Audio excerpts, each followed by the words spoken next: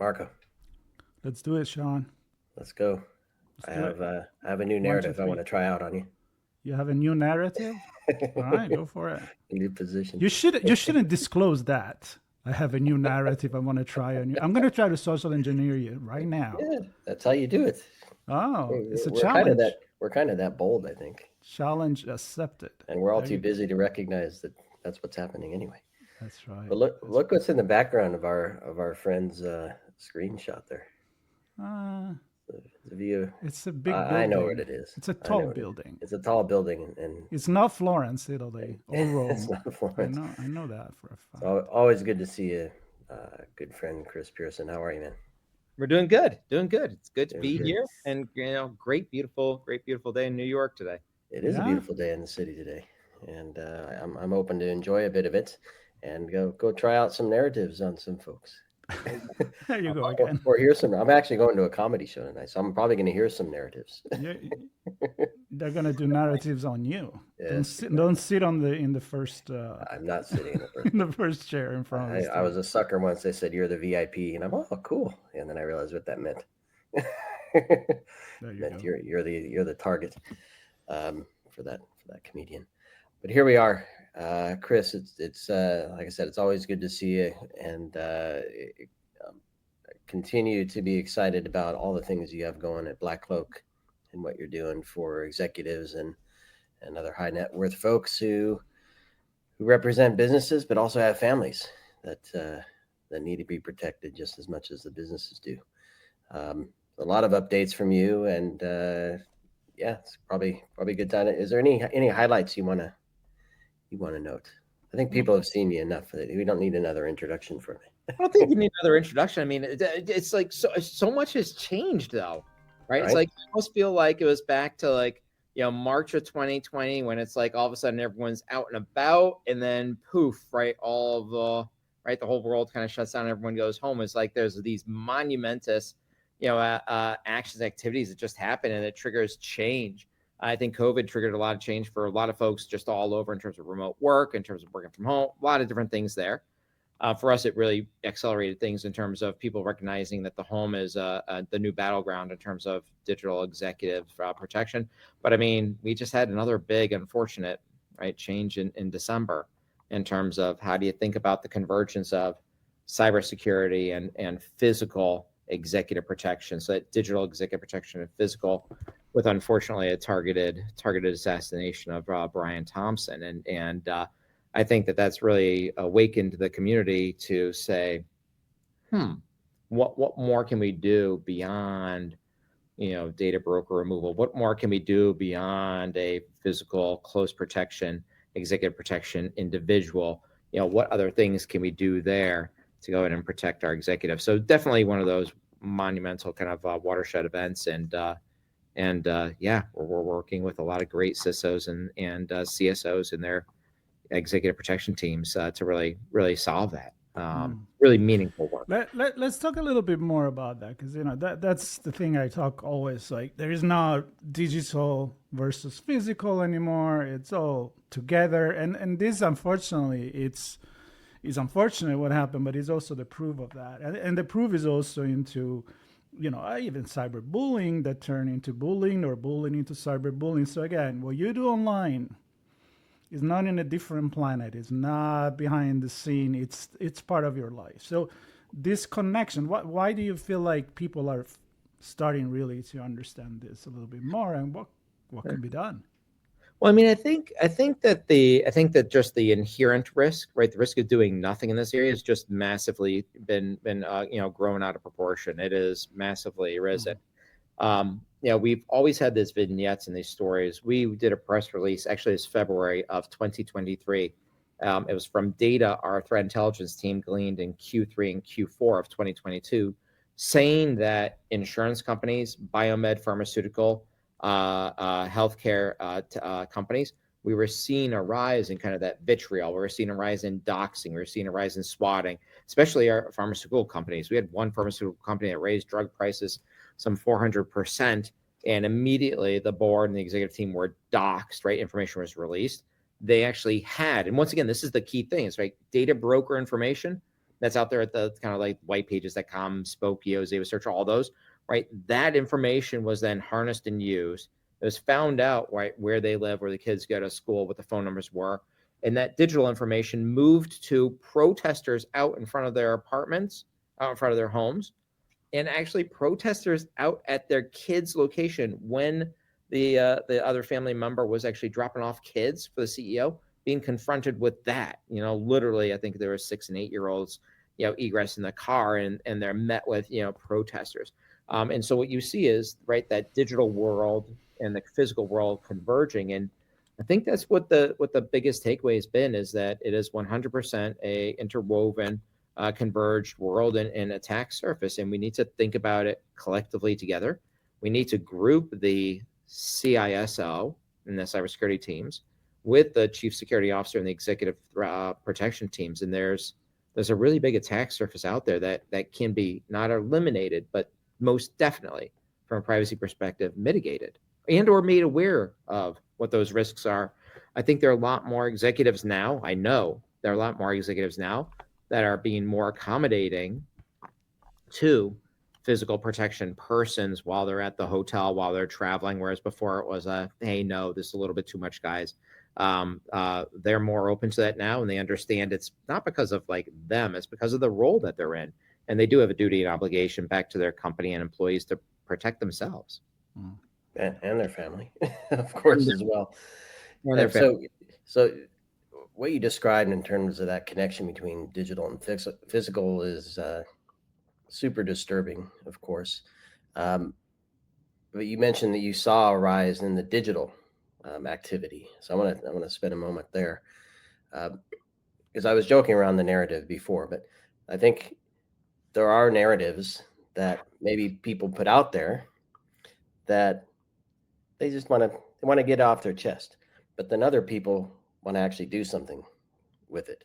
So then they start to take action and use that narrative to drive some activity or what have you, using other information like you were describing of where they live, what's their travel schedule, what meetings do they have, stuff that can be found online fairly easily, or if not, accessed through kids' mobile devices if the kid logs in and the device gets compromised. So I don't want to go out down that path, but I guess you saw some rise in this, connected to executives, I presume.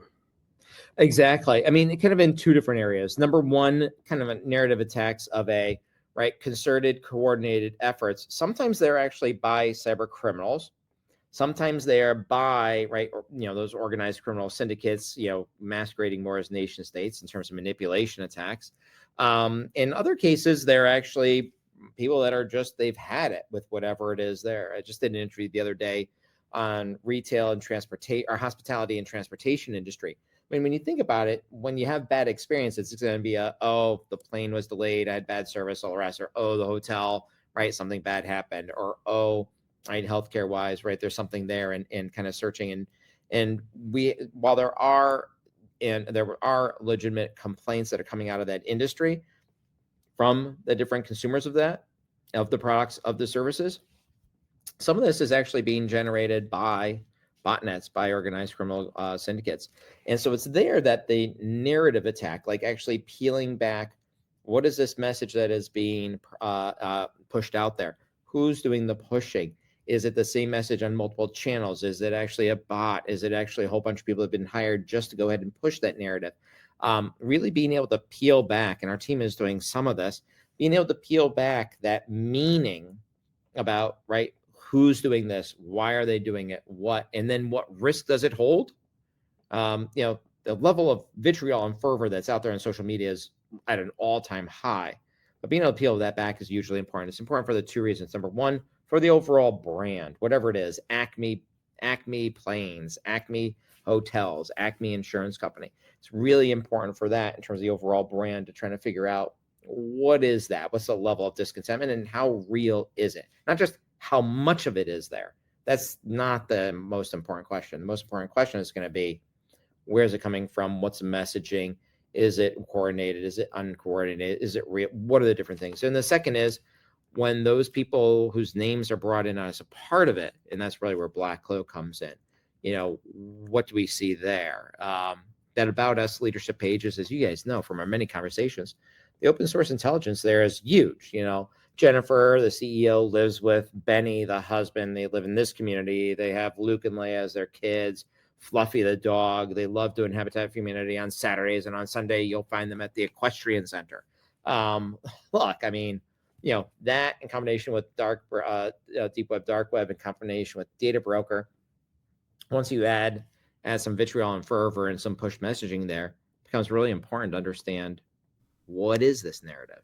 Where is it coming from? So I'm going to ask you something specific here, but I want to make a point. We were in a conference last week, and one of the presentation was actually about the dark web. And it was not happy news. It wasn't a Christmas story, right? It was really pretty much, you're there, right? It's just a matter of anything you want, could fathom, whatever. You're banks, kind of houses, family. Yeah. So thinking about that, and thinking about something creates an attack narrative. Yeah.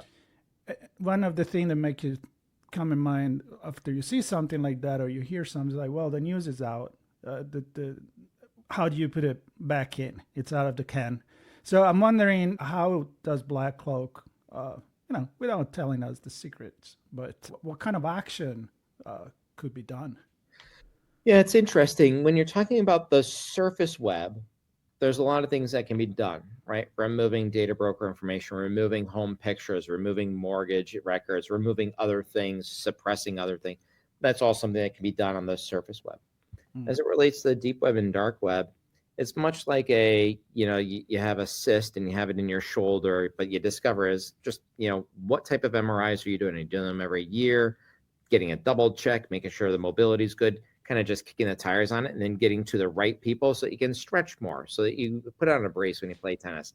And that's really the key thing. Anything that's on the deep web, dark web is not going to go away, not going to be taken down.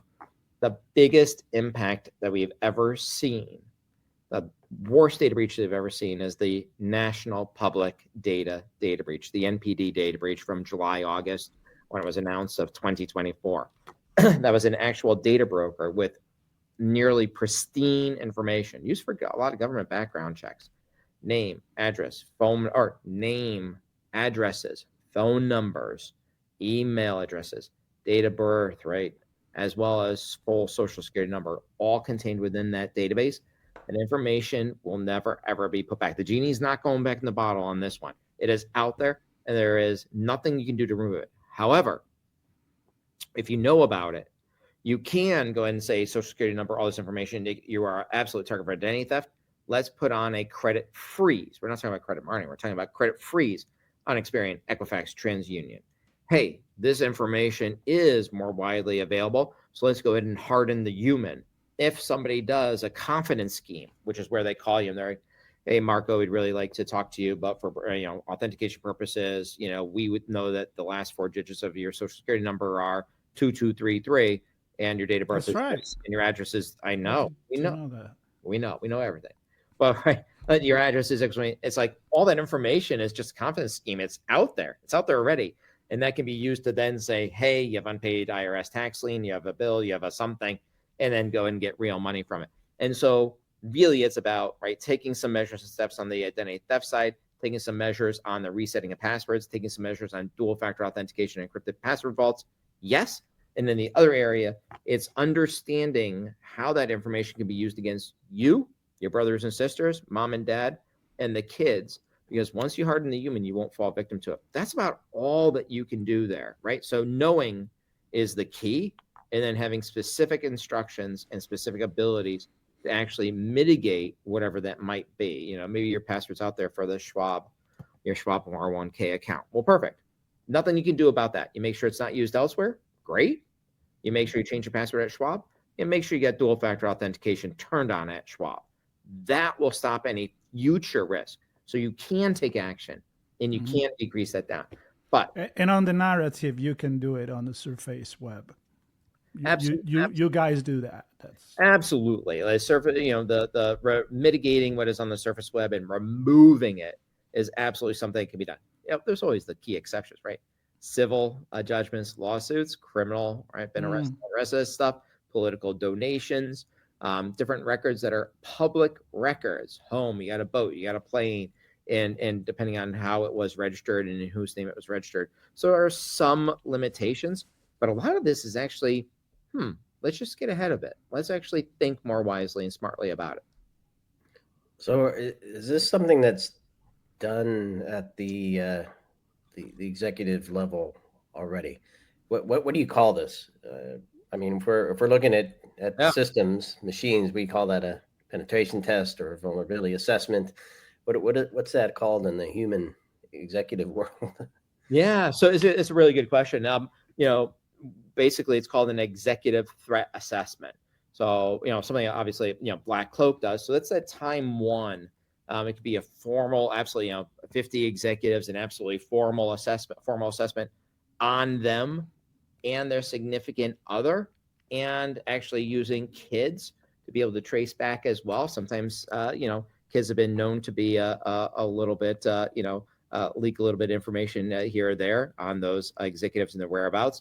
And so really it's taking a look at that dimension of the family, scoping out what would be easily ascertainable to others, and then working over time to mitigate them. Executive threat assessment is one of those things where once you see it, you're going to want to do something about it. Right? It's like you see the picture inside your wall of black mold.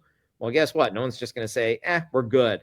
Right? You're going to want to then get the bleach on there, get the wall changed out, get things remediated, get the HEPA filters in, and make sure there's no ongoing harm. Absolutely no ongoing harm. And that's a great starting point. As part of BlackCloak's digital executive protection solution, we bundle in the actual risk assessment live real time, but a lot more people want the formal, 40-page documented action items in terms of where the risks are and all the rest, so that action plans can be done from there. Either way, but it is something now that a lot more people are wanting, a lot more people need, and a lot more, chief security officers. So on the executive protection side, they want, because it blends in physical to digital, all right there in front of you. That's the key thing. It shows the absolute convergence, and it shows where there may be strengths or weaknesses. We just came from one financial institution, and the executive was amazing, absolutely amazing. But we were able to expose everything for them because of their significant other. So they hadn't taken those right precautions there. And as a result, it was just one. It's like, seven steps away from Kevin Bacon type of thing.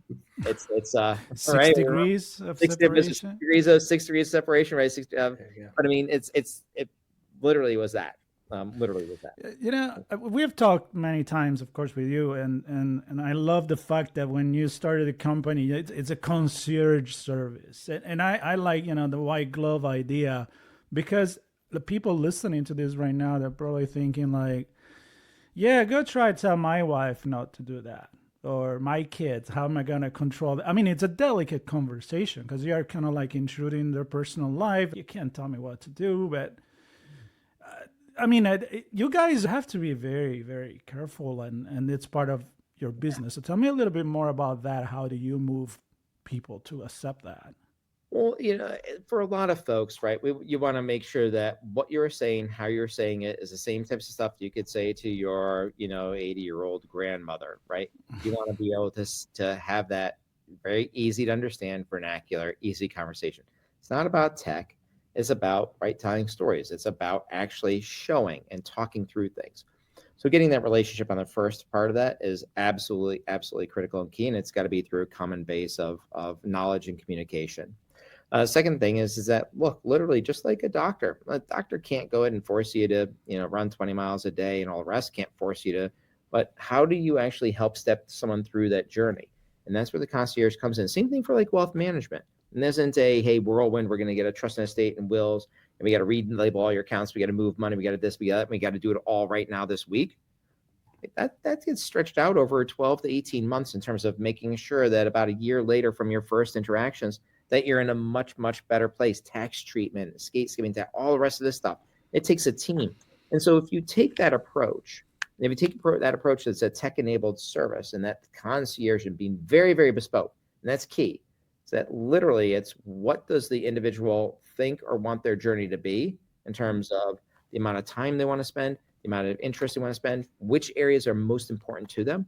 And you got to be able to do that in really, really a one-to-one fashion. It's the relationship that matters. And so that's how we're able to do it. That's exactly how we're able to do it.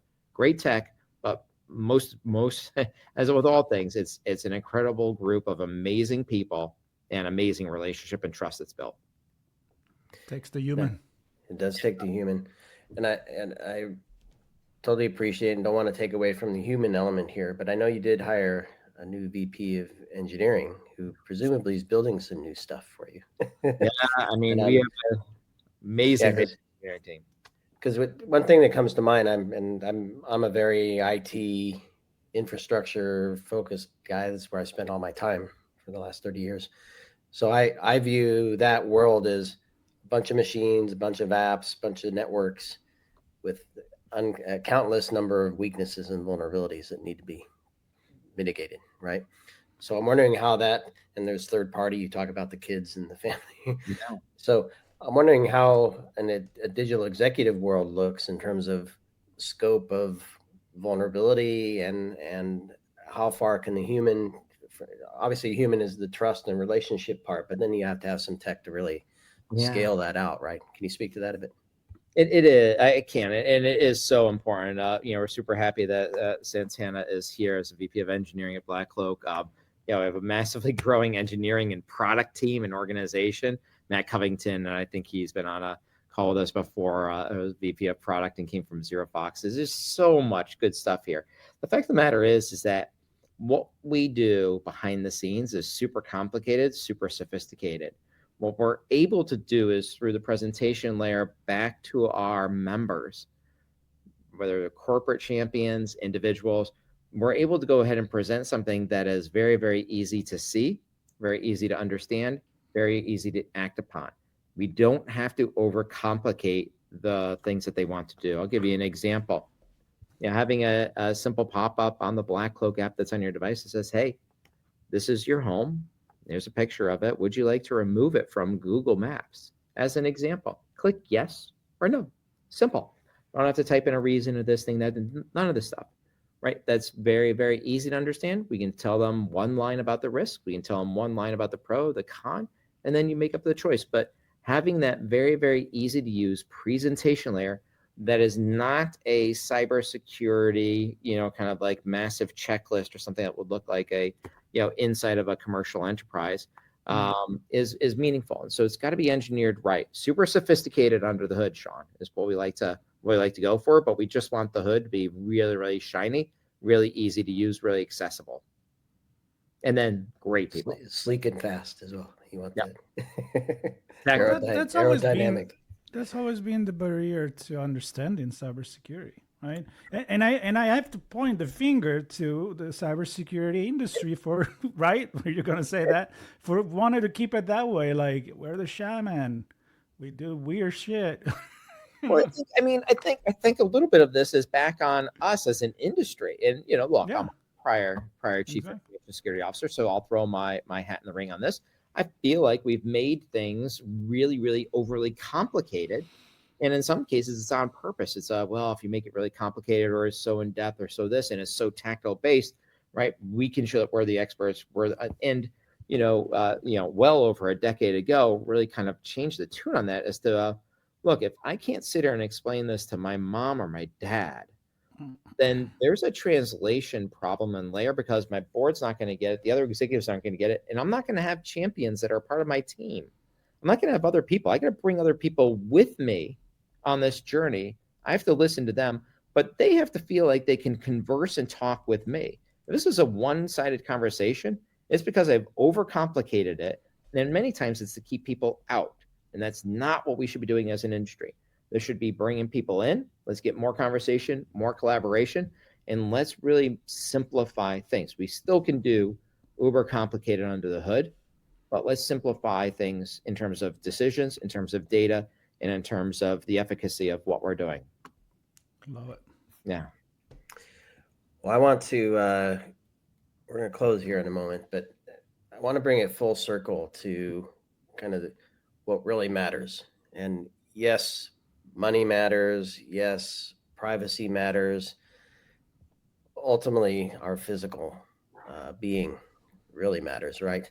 So, have you seen an uptick in the digital executive threat assessments, and with an aim to really understand and get the notifications that not just my house has a picture online, but that perhaps there's some danger lurking? Yeah, absolutely. I mean, I think the world has really changed and shifted. Everyone understands right now that there's absolute convergence between physical and cybersecurity in the realm of digital executive protection. Unless you are actually tackling them all, you do not have a product. You do not have a solution. You have a point, right? Just one simple point solution that is not going to be adequate in the long term.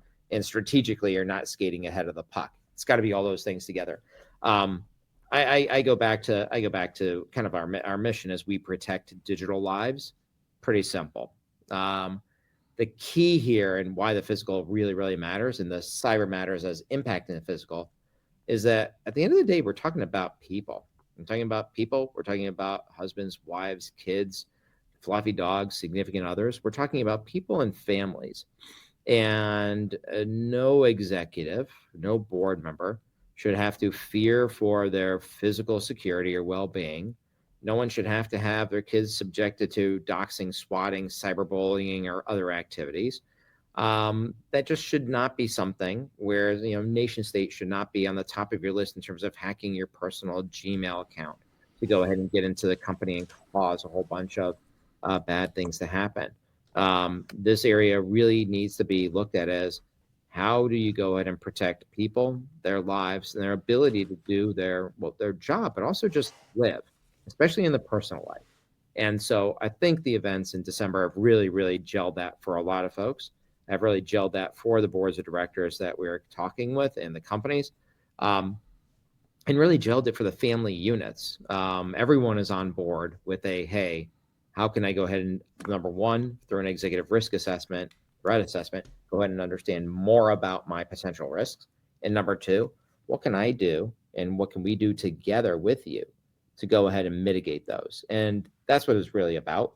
I will tell you, we had our big offsite, big company offsite at the end of January. So people are tied to the mission. That is our purpose. They're purpose-driven, mission-driven, and nothing is more fulfilling for them each and every day than helping to fight for the good guys, helping them win, and hopefully helping to put a little bit of a dent in the bad guys that are the adversaries out there.